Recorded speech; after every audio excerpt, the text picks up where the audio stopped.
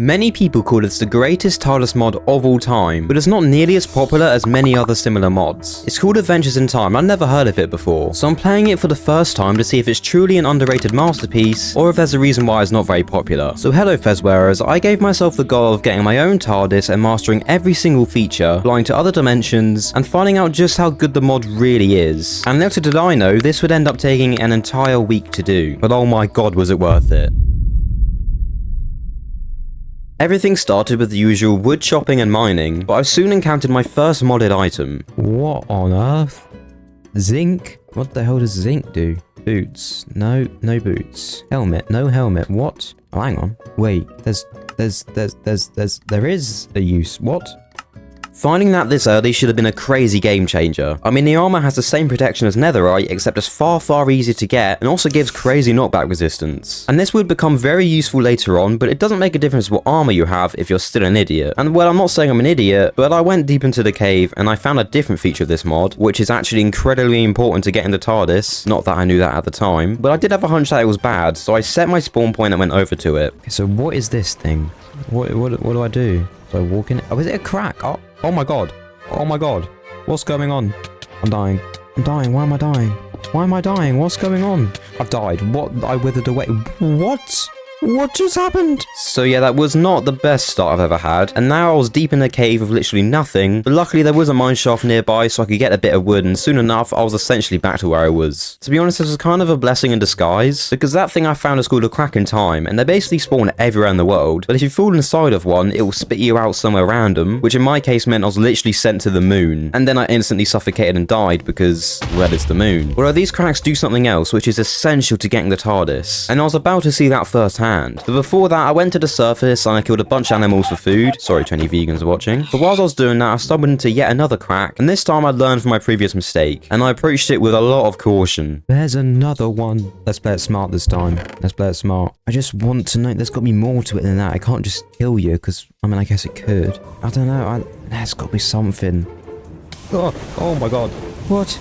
Oh god, Zeton's back. Oh, Zeton. Okay. So Zeton shard and a coral fragment. Oh, sweet Jesus Christ. There's just more confusion. With mods like these, I generally try not to Google too much and play it out naturally within the game. But because Adventures in Time is such a detailed and complex mod, I knew I would have to research some stuff. So instead of just sitting there reading a website every 2 seconds, I created a rule which I had to follow throughout the entire playthrough. And that goes as follows. I must not search up or Google anything related to the mod while I'm playing, unless my character is physically in a location which I determined to be a library. I thought this was a fair middle ground, but it did mean that I couldn't research literally anything until I built my base up a bit and gotten some bookshelves. It also meant that when I found something I didn't understand, like the cracks in time, I was just left very confused. And because I'm weird, instead of making a base and library area so I can actually understand these things, I instead decided to go mining because I wanted to ensure I had enough resources so then I could later focus on other things. But while I was down there, a bunch of stuff happened, which turned out to be incredibly important later on, so who cares about getting resources really? The first thing of note is that when I was down there, I found what I thought was an amethyst geode, but when I actually dug into it, it turned out not to be an amethyst geode, but it was a modded version that grows an item called Zeton instead of amethyst. And unlike amethyst, you can actually mine this block they spawn on and create your own Zeton farm anywhere, which is very lucky because Zeton is needed loads throughout this mod. So getting that started early was a big game changer. As well as that, I also found 2 more cracks in time, with one dropping the same as before, and the other one just dropped paper. Like literally just a single sheet of paper, and I wasn't overly happy with that. Well, where's my cool fragment? Paper. It just gave me paper. That magical crack in time and space that split the universe apart, and it gives me paper. But luckily, I then saw a slime and killed it, which may seem a bit unimportant, but trust me, this will become very useful later on, and I just can't believe how lucky that was, because I had no idea I would need slime. So after that, I decided to head back to the surface before I died again or something, and while I was up there, I started growing the Zeton, and I also made a very basic sugarcane farm, but realistically, the next step was always going to be to make a base, so I could also have a small library. So I started building that, and unlike what I normally do, which is just building a stereotypical house, this time I wanted to build a base that was very different from that, but I'm not the best builder, so it was kind of like a 50-50 whether it would be good, but I'll be honest, I'm actually really proud of how it turned out when it's finished. And while I was building that, I also made sure to farm some Zeton as well as getting sugarcane on the side, because sugarcane of course is used to make bookshelves, which I would need to use the library. But quickly, I just want to mention that we currently have just under 19,000 subscribers at the time of recording, and that is just absolutely mental to me, so thank you you. This video has taken me so long to make, so if you do enjoy, then do consider subscribing because it helps out a ton, but like, you don't have to, I guess, I don't know. I was online until like 1 in the morning, but eventually I decided to head to bed, and I have to say that day 1 didn't seem like the most productive in regards to getting the TARDIS, but I'd built the foundations that everything else in this video relies upon, and without it, well, none of it would be possible. And it also allowed me to get a lot of stuff done in day 2 specifically.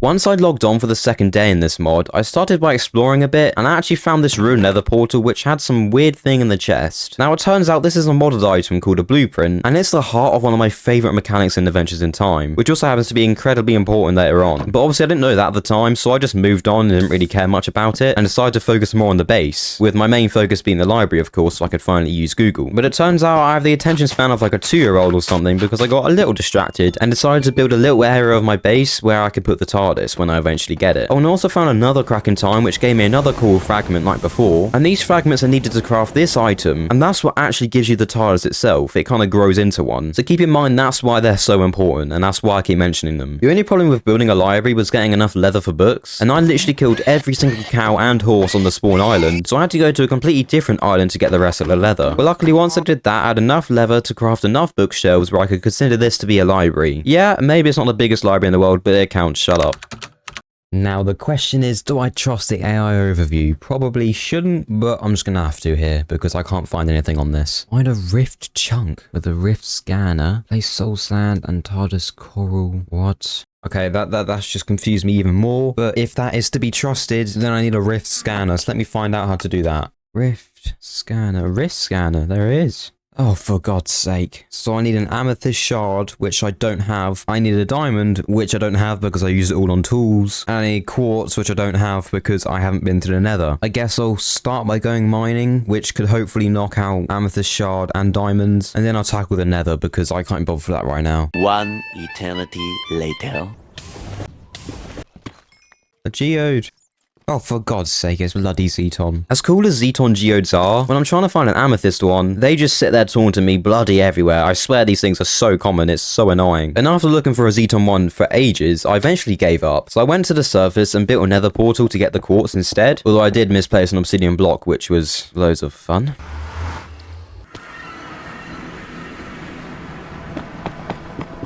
There's rifts in the nether. There's 2 rifts in the nether. There's 2 of them. It turns out that the nether naturally spawns a lot more cracks than the overworld does, which made stuff a hell of a lot easier now and later on. Although I did hit like 4 cracks and only got 1 fragment, with the rest just giving me paper. So I don't know if I'm just unlucky or the rates are maybe different in the nether, but that was not fun either. But luckily there was a fortress pretty much right there, so I decided to head into that for a bit to get some more blueprints from the chests. But whilst I was down there, I heard another crack in time and went to find it, but I messed up a little bit.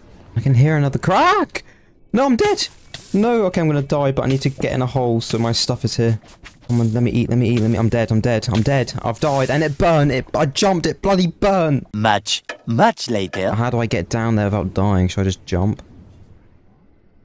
No, I'll just die again. Much later. I know I've done some stupid things before, but I think this takes the cake. The initial fall and death was maybe forgivable, but then somehow doing it again, I just wish this was fake, I'll be honest. It's just embarrassing at this point. Anyway, not too much stuff was actually lost here, and I got the quartz I needed initially, so it wasn't that big of a deal. And now all I needed was some amethyst, so I had to go back into the caves, which was a bit of a chore. But to be fair, it did only take like 10 minutes to find an amethyst geode, so that wasn't too bad, and it also meant that I now had everything I needed to craft the rift chunk scanner. And this was like my first modded item I actually crafted and was like intentionally going to use. So I was quite excited. So what does that do? Rift track. Is it meant to make a noise? I feel like it should make a noise. Oh, it's telling me a direction it's going. Oh, I see. So it's this way. Is it just where the cracks were? Because I already know where the cracks were.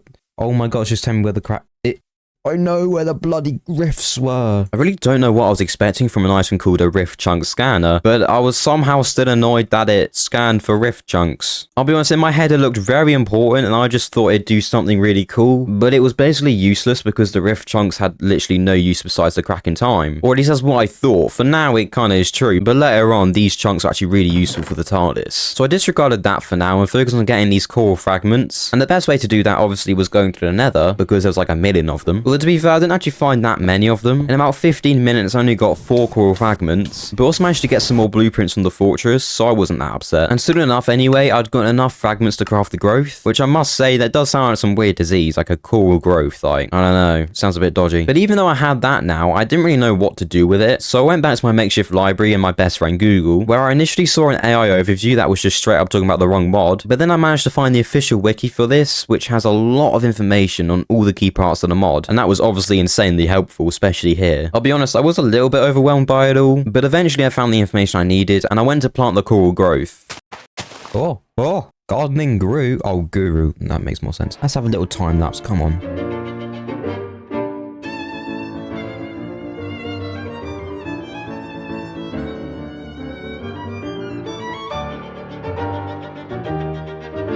Oh, it's done. The doors are open. I'd now actually gotten the physical TARDIS, which was great, but it was more just like a shell and there wasn't really a lot to do in it because there's actually a lot more work to do before I can fly anywhere, especially to the moon or Mars. But even so, I find this mod's progression system to be really balanced. It sort of eases you into everything with the cracks in time, and then you can craft the plant and grow it, which is quite typical, I suppose. But once the TARDIS is grown, as I say, there's still a lot to do. I actually think the mod handles that very well. What I knew at the time from what I saw on Google earlier, I needed this item called plasmic material, which is why that random slime encounter from before was so lucky, as the recipe for this requires slime balls. But before doing anything with that, you have to put this thing called a coral cage on the exterior, which you then fill with the material. And I actually managed to do that completely fine without having to touch Google, which is quite rare for me in these situations. And it made the exterior look a lot better, and I was sort of hopeful that maybe the TARDIS is going to be able to fly now, but obviously I was nowhere near that. Because when I went into the interior to check, a new message popped up, which told me that I needed to throw a different modded item into this water. I was a bit confused because that's a weird mechanic I've never heard of before, but it sounded simple enough. However, it turns out getting this item is a very long process, one that I was not really ready for. And when I went back to the library to check, I started to realize just what I was getting myself into. Oh no, I have to get another star again. This is like the Dalek mod video. Oh, it's gonna be a very long week. Okay, you know what? No, it's fine. I'll figure something out. So yeah, to get this personality matrix, which is vital to getting the TARDIS to work, you need to get a block called a matrix energizer, and then go to a deep dark biome and risk spawning the strongest, most powerful mob in the entire game. Now this was a little bit daunting, but all you have to do really is just place the energizer on top of a shrieker and then input another star into that. To actually energize a block, you have to make the shrieker shriek by making a noise and in turn spawning the warden. Now if I wasn't terrified before, I was definitely terrified now, because although it's quite a simple process, it was very risky. And as I always do when facing a long, somewhat mundane task, which in this case was getting wither skulls, I of course had to do a bit of procrastination. So for the rest of day 2, I did random stuff like finishing the enchantment area, crafting new tools, and doing some work to the base. Oh, and as I was doing that, one of the developers literally messaged me out of Discord out of nowhere, and apparently they heard that I was making this video and wanted to show me an exclusive glimpse into what they're working on next with the mod. So obviously I said yes to that because that's cool as hell. And I'm going to show you what he sent me at the end of this video, so stick around to see that. But yeah, after my procrastination, I was bored as hell, so I just logged off for the day because I was not ready to do that stuff.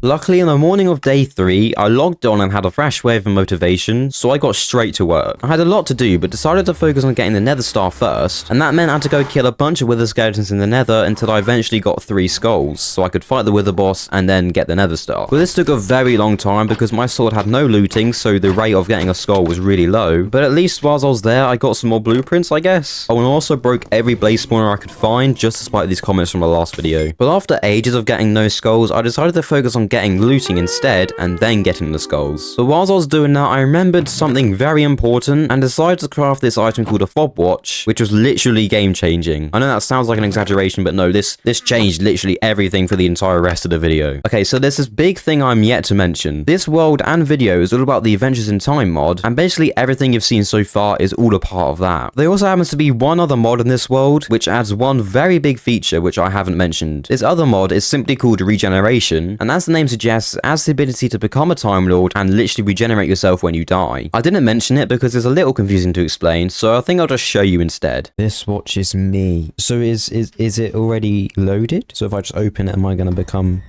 Oh, okay, whoa, hang on. Oh my god, look at my hearts. Look at the hearts. Wait, this is big. Now, I don't... Do I kill myself just to test it? I mean, I'm gonna say no, but I'm sure I'll die soon enough anyway. I sounded a bit half asleep in that clip for some reason, but I was actually really excited to the point where I just wanted to die to test it out, but I didn't, which was fine because as I correctly assumed, I was going to die naturally soon enough. So for now, I'm about to kill some more withers as I was completely giving up on getting looting after so many attempts. But likely not too long after doing that, this happened. Oh, yes, yes, yes, yes. Okay, okay. Lovely stuff. Maybe we can get one more. You know, maybe we'll get lucky. Oh my god. Oh my god. Oh my god, that's 2. Oh, come on. Give me a day like this. Give me one more. No, okay, you know what, that's not bad going at all. I think this is the luckiest I've ever been in any Minecraft situation. Like, I literally said it, and then it happened. Oh my god, it was such an amazing feeling, I won't lie. However, that feeling wouldn't last too long, because I spent so long in the nether that I ended up running out of food, and then I somehow got down to only 1 heart, and I was cornered by a wither skeleton. So I think we all know what's about to happen here. No, no, no, no. I'm so dead, I'm so dead. No. Oh, thank god.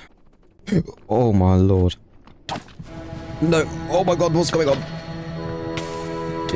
Is that the watcher? What's happening? What's going on? Am I regenerating? What is going on?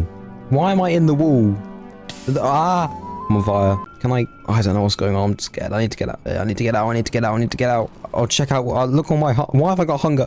Oh, sweet Jesus. This is stressing me out. I'll be honest. I couldn't care less. I technically died here because that was just insanely cool. Just the idea of regenerating inside of Minecraft is crazy itself. There's actually a lot more to this than that. Like in Doctor Who, in this mod, when you die as a Time Lord, you can actually regenerate, which means that you don't die in the traditional sense, but your body regenerates itself, which fully heals you, but causes your entire body to change. And that's achieved in the game by giving you a random skin, which is actually a really cool attention to detail. As well as that, the aftermath of a regeneration can actually cause temporary defects, and in my case it gave me nausea, blindness and poison all in the span of 5 minutes, which wasn't fun at all. Once I was back in the overworld, I found this menu that essentially controls everything related to regeneration, which among other things allows you to import a bunch of skins which are randomly applied when regenerating. So I just found an old folder of skins from like 5 years ago, so enjoy that, I guess. So after all of that, I did some more enchanting and I finally got looting, and once I combined that with my main sword, I had essentially the best sword possible in the entire game, which means that I should be able to kill the wither easily, right? But I wouldn't count on that because I'm not very good at this game, it seems. So after killing around only 10 withers, I finally got the final skull, which meant that on paper I had everything I needed to spawn and fight the wither boss, and then also get the nether star. I built this area underground to do the fight in, like in my dalek mod video, although this wouldn't go as smoothly as that fight did. So even though I got a pretty decent bow, had loads of food, and even made my first shield, I think I just overestimated my skills a little bit.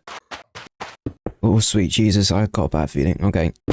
This fight literally lasted so long that I was generally just getting bored of it, which is probably a first for a supposed intense boss fight, because I would just hit it a few times and then run off as I got low on health, and then it would just heal itself, and then I'd go back and the cycle repeats over and over. But at one point I misjudged my health massively and ended up dying right there and then. But of course I didn't die because now I regenerate instead, and afterwards I gained literal permanent super speed because of something I forgot to mention earlier, which is basically that each regeneration gives you a different potion effect that you keep permanently until your next regeneration. And before I had water breathing, so I just never realized that. But because I now had this speed, I felt like a literal superhero. Yeah.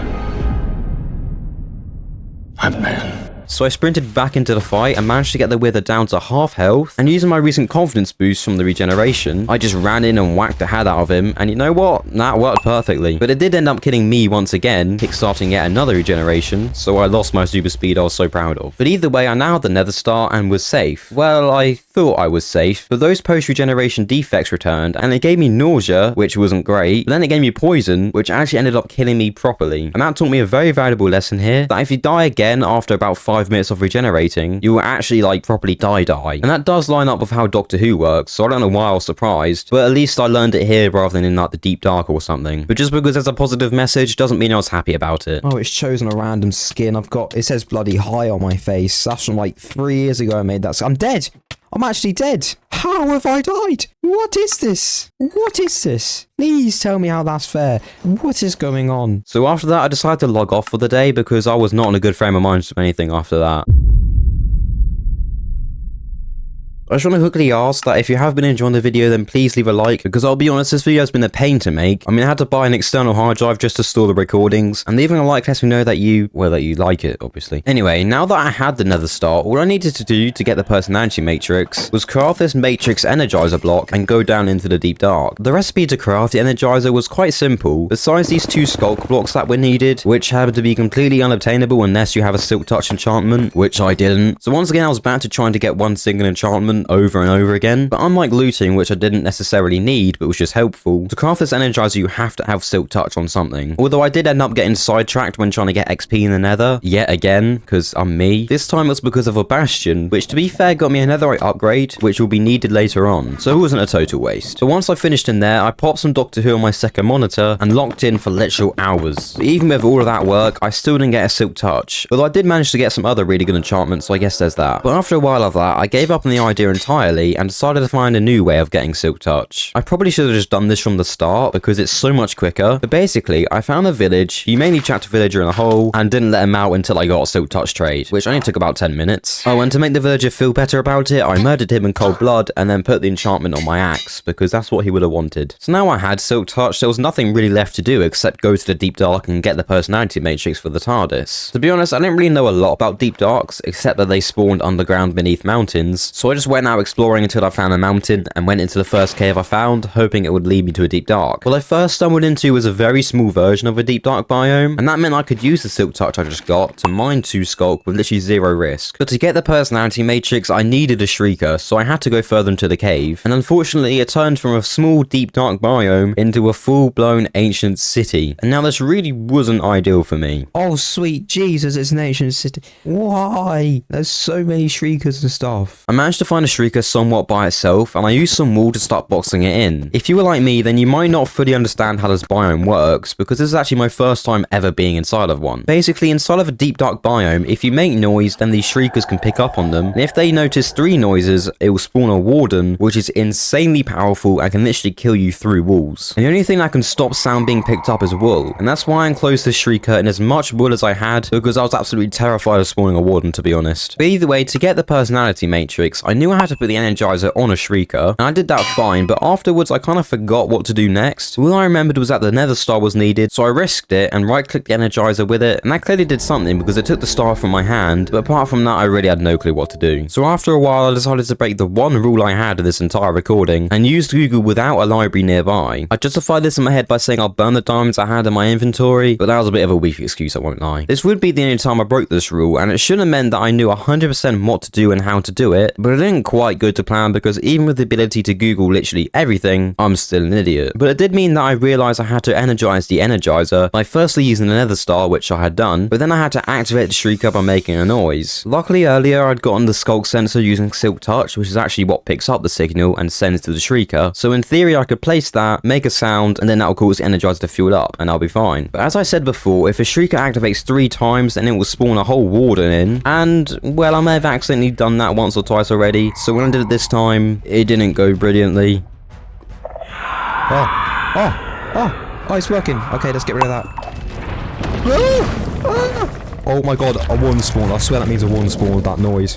No, let me lock in. Yeah, that really wasn't great at all, I won't lie to you. Even though I was in a bunch of wool, it clearly wasn't enough because the warden was able to spawn, and his attacks can go through walls, do insane amounts of damage, and happen really often. I for some reason made no attempt to run and just sat there, so it started to attack, and on the second time, well, this happened. No, stop making noise, you stupid thing. Oh, he's charging up, I'm dead. It's been a nice game, it's been real, it's been fun, but it hadn't been real fun. Yeah, I'm dead. I'm digging out, I'm going. Okay, that's alright. I'll be honest, at the time I completely forgot I could regenerate, which is partly why I was so scared, but it also meant that when I did, it gave me a big injection of hope, so I got to work digging into the wall to escape. But the deep dark biome covered multiple cave systems, so as I dug up, I was still surrounded by that biome, I could still hear the warden around me. And I knew this because I could hear it smelling, and also I kept getting blindness from it. As well as the blindness, I was also getting a bunch of defects from the regeneration itself, like nausea and poison, so one more attack would definitely kill me off for good. This was insanely stressful because if I died, all my progress progress would be lost, and to be honest, I would likely just rage quit and end the video here. But obviously the video isn't over yet, so I eventually did manage to escape safely, and I also realized that this regeneration's potion effect was slow falling, which I'll be honest was insanely annoying on the way back home. Oh, and speaking of annoying, I just want to say one word. Baubles. There, I said it. Sorry, my mum may have bet me a Freddo that I would say the word bauble in this video, and I can't deny Freddo, so there we go, I said it. Baubles, baubles, baubles. When I did get back to my base, I first of all burnt those diamonds because I'm a man of my word, but then I went straight to the TARDIS to throw this personality matrix into the water. Why is it in the middle of my screen? Looks like that April Fool's update where you hold things with two hands. Like, what's going on? Okay, in I go. Oh my god! Hey! Hey! Hey! What? What? Get out of me, bloody TARDIS. Stop the bell. It's all dead. Stop the bell. Stop the bell. I don't want to throw the thing whilst it's saying there's hostile stuff, because maybe it won't work. Oh, you know what? I'm just going to do it. What's the worst that's going to happen?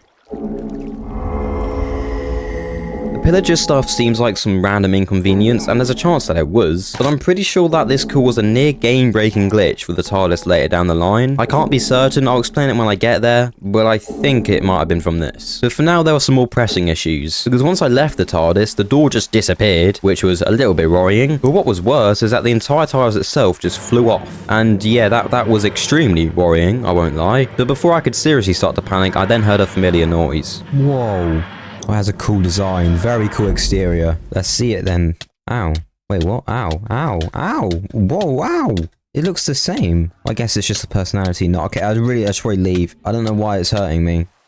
I'm gonna have to go back to the library, aren't I? I mean, I don't know what's going on anymore. But at least something's happening. I'm not just sitting around anymore. Oh, if I just looked down here, maybe I would have seen something. It is also recommended to wear a respirator when first entering complete TARDIS, as there is no life support and you will begin to die. Yeah, I did begin to die. So, I need a respirator, but also, I need to set up the engine and essential components. I have no idea what that means either. At this point in the progression system, inside the TARDIS you have to wear a respirator to breathe. Otherwise, you will just constantly take damage, which is why I was taking damage. So that solved that issue, but now I had a bigger problem, because the TARDIS itself was up and running, which was great, but I still needed an engine as well as a bunch of components, and I don't really know what that meant. It turns out getting the components is where all these blueprints come in, finally. To use the blueprints, you have to input them into a block called a fabricator, and that's basically just a really cool crafting table, I'll be honest. And it then displays all the ingredients needed to craft that thing. Sometimes the required ingredients themselves are made from a blueprint, and even sometimes them have an ingredient that uses a blueprint, so it can get a bit confusing. But even with that, most of the ingredients here were just your classic Minecraft ores, so I did about an hour of mining and then spent the rest of the day making components from blueprints, and most notably the engine itself. I also needed some more blueprints because I didn't have them all, so I went around some shipwrecks to find some because that was the easiest way I could think of. And as I was doing that, well, this happened, and it wasn't great. What? 1 minute, 37 seconds later. What the hell was that? At that time, I was completely dumbfounded. I had no idea why I just randomly regenerated. I mean, I wasn't taking any damage and I had full health, so I was just really confused. It turns out that there's a button in the game that just makes you regenerate out of nowhere, and if that's not stupid enough, the button that essentially just kills you is the one right next to the button to open up chat. And unfortunately, I didn't realize that's why it happened, so I would end up making this mistake way too many times. Anyway, aside from that, it was all going well, and I was finally able to get the engine from the fabricator, and then I also crafted this thing called a console generator, which you might get an idea of what it is from the name, but before I could put any of that into action, I logged off, because it was already like midnight, I think, and I thought it was best to do this with a clear mind the next day.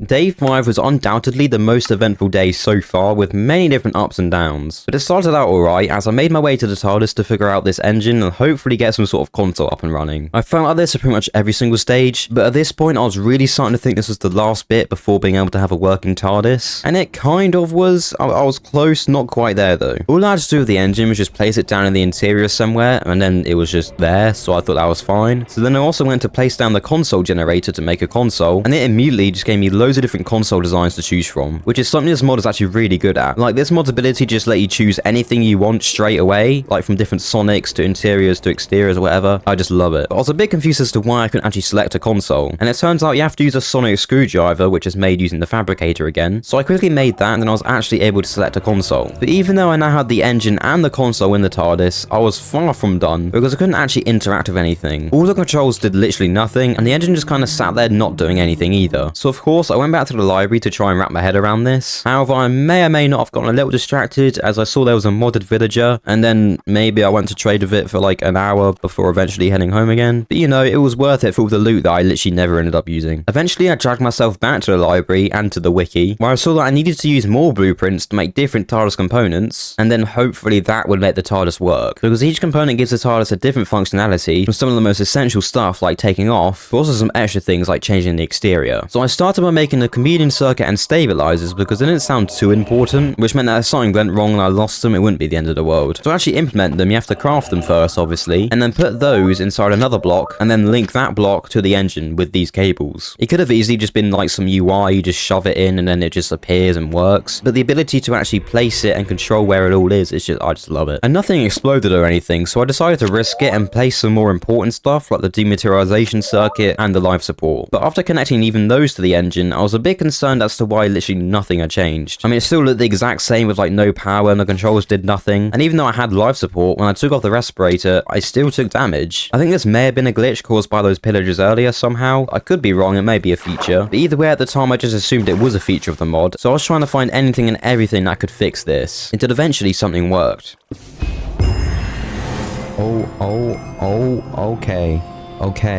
Okay, that's definitely done something. Can I breathe? I can breathe. Lovely. In my eyes, this is the big turning point of the video. Everything to this point has been preparing for this exact moment, where I finally have the TARDIS set up and running, and it was very exciting, I won't lie. But little did I know this was far from the end, as there was still a lot of work to be done. I realized that since I got the engine working, the console controls now work too, and because I added the comedian circuit, it meant that I could change the exterior. So obviously I did that straight away, which is a lot of fun. But even better than that, I then saw you can actually change the whole interior itself, so of course I definitely did that, and I chose the current version from Doctor Who because it just looks really cool. So after all of that, I was still curious as to what else I'd unlocked, and after looking around the console, I saw it had a dimension button that allows you to fly the TARDIS to the moon, which I guess I could kind of guess from before, but it also listed Mars as an option, which I didn't even know was a thing in the mod. And funnily enough, this is actually where I set myself the goal of seeing the moon and Mars later on, because just the idea of it was so exciting itself, and it turned out not to be a disappointment either. But to continue the theme of customizing things, I went to change the console to match the interior, but it said I needed to be a pilot loyalty level, which I don't really understand at the time, but essentially the more you use the TARDIS, the more your loyalty level increases in set ranks. But as well as that, if you damage or crash the TARDIS, your loyalty level will decrease. Now obviously I knew none of that, so I was willing to risk it and take off, just because I could and it was fun, and to be fair, it went very well. And then I did a return trip and that went just as smoothly. And I'll tell you what, using a TARDIS in survival mode feels like cheating, but oh my god, it's just so much fun, I couldn't wait to do more. However, at this point in my eyes, I'd basically completed everything this mod had to offer, so I went back to the wiki to explore, and I learned about the loyalty system fully, like how loyalty is gained fastest through flying, which sounded fine, but it turns out it meant only flying without stabilizers enabled. And before I could further understand what that meant, I'd already been sucked into another rabbit hole, which led me to crafting this item called an iron key, and this didn't really do anything, unless it was upgraded to be gold, which thank god I went to that bastion by accident earlier, because upgrading keys requires a netherite template. So I did that, but again, it still didn't really do too much, because it turns out you have to have more loyalty to actually use it properly. So I made sure to keep it somewhere safe for when I needed it. So now the TARDIS was working, my new big goal was to upgrade it to the max, which included getting every component, getting the maximum loyalty level, and then finally going to the moon and Mars to explore them literally inside and out. And to get some practice and confidence, I tried doing a flight with set landing coordinates in this area of my base, but after landing in the complete wrong place, I was a little worried that the TARDIS just wouldn't be able to land in the correct spot ever, but luckily it didn't end up happening too much after that point. So of course I went flying once again, and during this flight I was a bit curious if there was anything behind the doors, so I opened them up and I saw there was an actual vortex vortex there, which looked like you'd actually walk into it. I must admit, I was incredibly tempted to do so and just walk in it because I was just so curious what happened, but I didn't know what it would do. It could kill me straight away or just send me to the moon or something, or literally anything. So I didn't do it yet, but I made a note of it for later because there's no chance I would end this video without doing that at some point. But even after flying quite a lot, I was still the default neutral loyalty level, and because I wanted to get to the max loyalty level at some point, I knew I had to do something big in order to get that increased. So I decided to fly the TARDIS to the moon and back, much like the 11th Doctor did. Brand new TARDIS, bit exciting. Just had a quick hop to the moon and back to run her in. She's ready for the big stuff now. It would only be a very short trip and act nicely as a little precursor to my final mission to the moon, because in that later mission I'm going to actually explore it properly and even claim it as my own, but for now I just wanted to quickly pop there and go back. So to prepare for my first trip off-world, I went to the wiki for more information, but there was basically nothing on there about the moon and also nothing about Mars either, so I was left on my own a bit here, but I knew not to risk it and go unprepared, because God knows what can happen. So instead I looked through this big list of items and blocks available and saw there was a spacesuit, and that definitely seemed important, so I made sure to make a note of that. I also saw this block with an oxygenator, and I don't know what that did, but it had the word oxygen in it, so it must be important, I guess. The spacesuit is essentially just an armor set designed to protect you in other worlds, but the only bit of it that seemed necessary at this point was the chest plate, because that looked like I had some sort of oxygen function on it and nothing else did. But much later down the line, I would realize the use for the other bits of the spacesuit too. But luckily for this short trip, the chest plate was just fine. After killing some spiders for more string, I was able to craft it, but then a new problem came up, and this would haunt me for basically the rest of the entire time in this world. Home sweet home. Let's check the Artron. Oh, it's not actually gained any, I don't think. Okay, let me, I really have no idea why or how, but I somehow had a very hard time understanding how the TARDIS energy system worked. Well, mainly how to actually refuel it when energy is low. I would eventually realize how to do it properly, but it took an embarrassingly long time to do. For now, I tried literally everything I could think of, including using random blocks that I never even heard of, spamming buttons on the console, but literally nothing ever worked. And somehow I didn't realize you just have to pull the handbrake and hit refuel. It isn't that hard. I don't know how I missed that. And when during all of that, I changed the look of my Sonic to match the interior, and maybe I may or may not have accidentally regenerated again somehow. Eventually I found a method of refueling the TARDIS, which is very inefficient, but it worked for now until I realized how to actually do it properly. And I now felt pretty prepared, as I'd also crafted the oxygenator block, not that I knew what it did obviously, but like usual, even though I felt prepared, I delayed my trip to the moon until the next day, because hopefully I'd be a bit more focused. I don't know why I kept doing this, just like waiting till the next day to do everything, but that's just how I work, I guess. I started day 6 by straight away selecting the moon dimension on the console and taking off. Now this was just a quick trip to practice before the big mission later on, but I was still a little nervous. I better be able to go on the moon. I mean, I probably should have got the full armor, because now I think about it, my mouth isn't covered, so I'll just suffocate on the moon probably. I don't know. I've got the oxygenator, if that makes a difference. No idea if it does or not. The flight actually took quite a long time, but eventually I was able to land, and surprisingly nothing went wrong. Well, I guess that was the easy bit. Now I had to do the actual challenging bit and go outside onto the moon. But even that went well too, and it was actually really fun with the low gravity stuff. So you know what? I was having a great time. I intentionally didn't want to explore too much, as this was purely to fly the TARDIS a bit, but I did find this abandoned rover looking thing, which was cool, but far from the only structure on the moon. Although I was far more focused on bouncing around in low gravity to care about that, if I'm honest. And also it was quite cool seeing the Earth in the sky. That was a nice touch. But when I did go back to the TARDIS, I quickly slept inside of it to see if my loyalty status had changed, and it hadn't. And I was a little disappointed with that, so I decided to very quickly go to Mars too, just so I could get some more loyalty, and also because it sounded just a bit cool, I won't lie. So I just took off to Mars without really thinking about it, and it started sucking, well... So I just took off to Mars without really thinking about it, and then started second guessing myself, after being engrossed by the vortex again, of course. This could have aliens, I don't know. I think that Mars is definitely more likely than the moon, especially within the whole Doctor Who universe. I mean, the moon's an egg in the Doctor universe, but Mars, they've got ice warriors. And they're scary. Once I landed, I went outside again without really thinking about it, but then I instantly regretted it, because as soon as I went outside, I began to freeze and take damage. So in a panic, I decided to try the oxygenator block, which actually worked by some miracle. It created some sort of air bubble around me, which allowed me to breathe and also not freeze to death, which was nice. And among all of that stuff, I got an achievement, so once I sorted out not dying, I went to check it, but instead of pressing T to open chat, I may have accidentally pressed Y. So that's another accidental regeneration under my belt. I'm now a girl. What happened? What happened? I did eventually look at the achievement, and to be fair, it did pique my curiosity, because it suggested that there may be aliens on Mars, which is what I was thinking anyway with the Ice Warriors, so I don't know. I was kind of hoping there were, but also hoping there weren't, if you know what I mean. So I was a little curious if I could find any aliens, so I went back outside, and as I went into the vast emptiness, I realized that the freezing effect didn't really take off any damage, or at least it did very little, so I didn't really need the oxygenator after all. It might be because of the spacesuit chestplate, but maybe also because of the regeneration, I'm not really sure. And after some time, I spotted a small structure, very similar to the one on the moon, but it did literally nothing, and it made me assume that maybe these dimensions were just completely empty other than those weird little rover things. However, that assumption was very wrong, which I would realise soon enough. So for now, I went back to the TARDIS and flew home, but this time I decided to try without the stabilizers, so I could get Lority a bit faster, but oh my god, that was not a good idea at all. When the stabilizers are turned off in flight, these things called events can happen, where you have to hit specific controls in very specific orders, and the controls change depending on which of the many events are actually happening. Now, as always, I literally knew none of that, so when an error message popped up mid-flight, I had no idea what to do, until the console actually started to explode with fire and smoke, causing the TARDIS to land itself way too early. For a moment, I thought I'd wrecked the entire TARDIS and was left lost in some random swamp 2,000 blocks away, but luckily it just sort of fixed itself randomly, so I quickly turned on the stabilizers and flew home fine. Although I did have a plan brewing in the back of my mind on how to actually fly without stabilizers, and I would try that once I was a bit more prepared. Before I did anything else, I once again tried to figure out how to refuel the TARDIS, and I finally got it to work the proper way, which was a massive relief. I still don't know how I managed to miss that for like a week, but I now wanted to tackle one of my big goals by making some more components and using these blueprints. However, I'd basically run out of resources, so I had to go mining for a while, but after that, I managed to make a waypoint bank and an astral map, and then I placed those inside of the TARDIS. The waypoint bank allows you to save and load waypoints of different locations directly inside the TARDIS, and that was so cool and actually really useful. But honestly, the astral map was even more useful, especially for what I wanted to do, because when you use it, you can view the coordinates for literally every single structure in the entire game, and that includes the vanilla ones like villages, but also modded ones like the rovers and the new stuff I hadn't even explored yet. The astral map is essentially just the survival mode version of the /locate structure command, and it was a little bit overpowered, but I was not complaining at all. So using the astral map, I found this thing called a cult structure, which was only 1,000 blocks away, so I thought, why not try flying there with no stabilizers again, because that went really well last time, didn't it? I want to turn these stabilizers off. Or is that a really dumb, stupid idea? Because I don't know what I'm doing. Yeah, let's just go.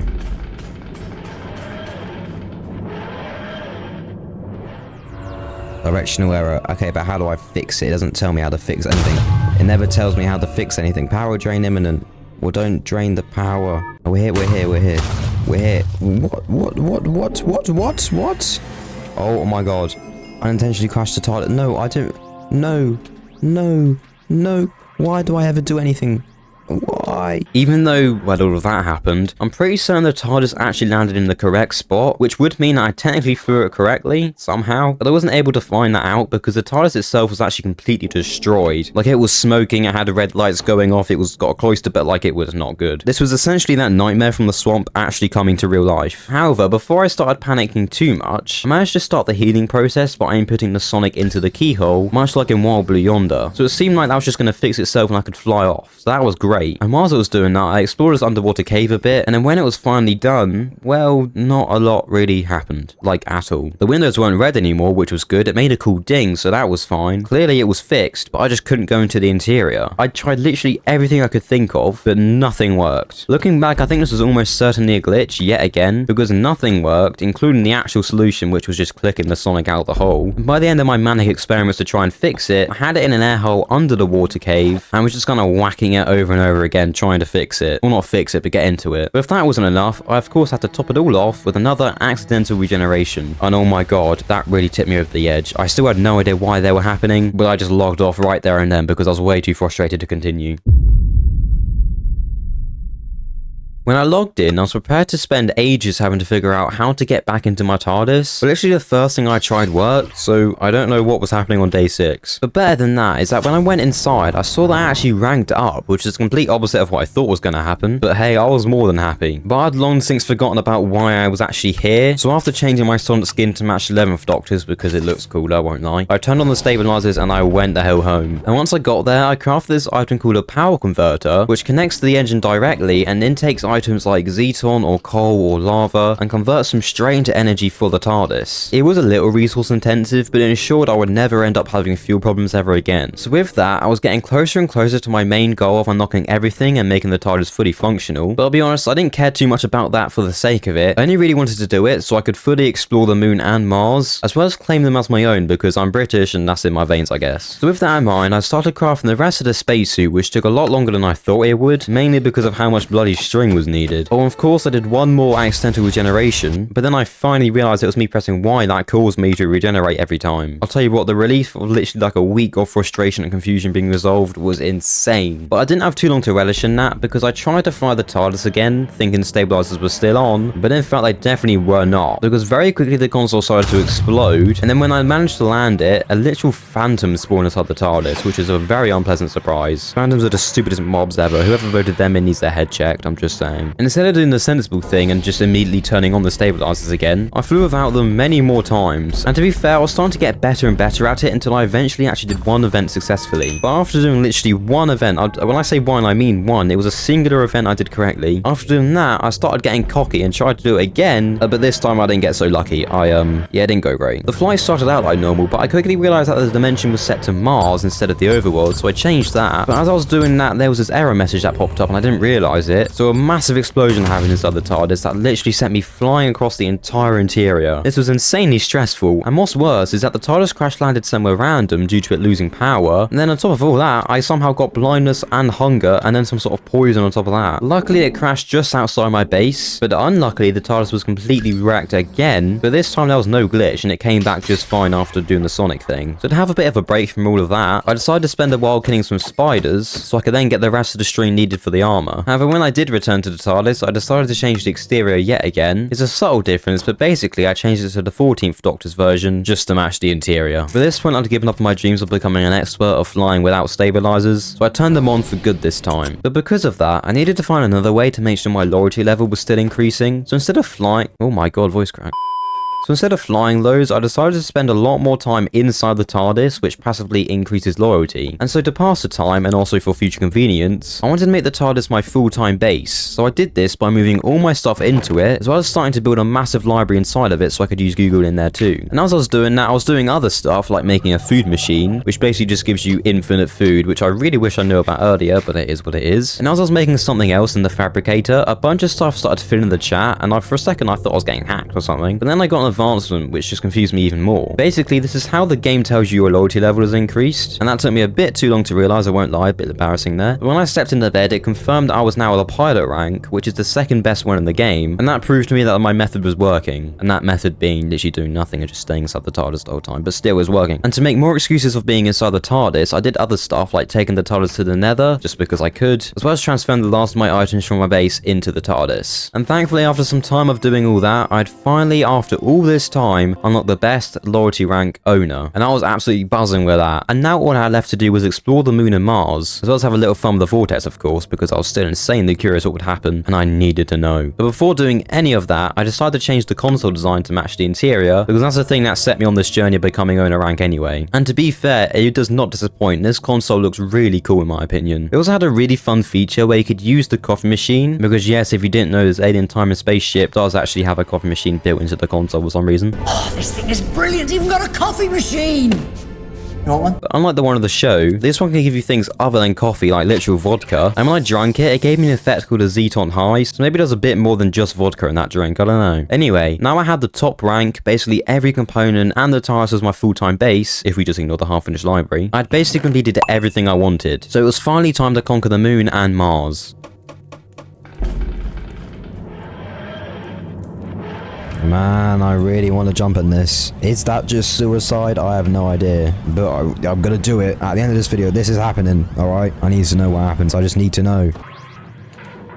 Okay, so no, I'd technically already been to the moon, but now I was here to actually fully explore it and understand all of its different features. But before any of that, I saw there was this flag I could craft, so I did that and placed it down to mark my territory. I know I mentioned before I'm going to claim the moon and Mars, and this is part of that, although I'm not American, so I've invented my own flag here, which took me far too long to make, I won't lie. But to further claim both the moon and Mars, I wanted to build a fez on both of them, but I guess I'm actually really bad at pixel art. Well, that looks really bad. Yeah, well, that was meant to be a fez. I was gonna do that on both Moon and Mars. You know what? No, I'll figure something. No, yeah, maybe Pixel art isn't for me. So I put that on hold for now until I came up with more ideas of what to build. So for now, using the astral map, I discovered that the moon has its own unique structures, which was very exciting at the time. I flew to one called a cult structure, but when I landed, there was actually nothing there. It looked like the normal moon. It was just emptiness all around. But I then realized it's because it was actually underground, so I dug down, and it was actually such a cool structure. It felt really ominous because of how empty it was. I mean, there were skeleton spawners dotted around, but the skeletons just died instantly because of the lack of air. But as well as that, there were quite a few chests with some loot I've never seen before. Some stuff like custom music discs unique to the mod, as well as other random things like hypercubes and about 1 million interior detector blocks, whatever those are. As well as that, this place had literal boo-boo traps that open up the floor into lava when you walked over a bit of string. But again, that didn't really work here because of the zero gravity, so I just don't get why it was implemented. Although with that said, it didn't stop me being paranoid the entire time, so I guess it worked. I was exploring that for a while because it was actually really massive, but once I was satisfied I'd seen most of it, I went back to the surface and started building something to put my claim on the moon. I didn't do pixel art this time, you'll be thankful to hear, but instead I built a 2, a 0, and the letter K. Now this is half of a message which you might be able to guess, and then I was going to write the other half on Mars, but keep in mind if I were to do this again, I'd replace that 0 with a 6, and you'll see why in a moment. Because once I did that, I went straight to my TARDIS, flew to Mars, and placed down my epic flag of Fezland, which definitely wasn't an American flag, I've badly edited over. But then I finished the message from the moon by writing 2, 0, 2 again, and 6. And this was it really. I'd finally conquered the moon and Mars with my fully upgraded TARDIS, and now I'd officially mastered everything this mod had to offer, and I was actually genuinely proud of it. It took ages, but you know what, I had a great time. Okay, but what the hell does all this stuff I've built mean? Well, I'll be honest, it was just me saying I wanted to get to 20,000 subscribers by the end of 2026, so now we're on 19,000, I've changed it to 26,000 because it's more of a challenge, and it also just sounds cooler. Anyway, with all that done, I had one last thing left to do. Okay, but now, as promised, and mainly because I'm just really too curious. Right, I'm going in. Oh my god. Oh, where's the TARDIS? Oh my god, it's just killed me. I'm dying. Oh wait. Oh. I'm just back home. To be perfectly honest, the Vortex stuff was a bit underwhelming for me, but despite that ending, Adventures in Time is actually a really good mod. I had a great time making this video, and I'd argue it's just as good as the most popular Doctor Who mods like TARDIS Refined or Dalek mod, and I can see now why people love it so much. Oh, remember I said about that developer messaging me? Well, he actually delivered and sent me this.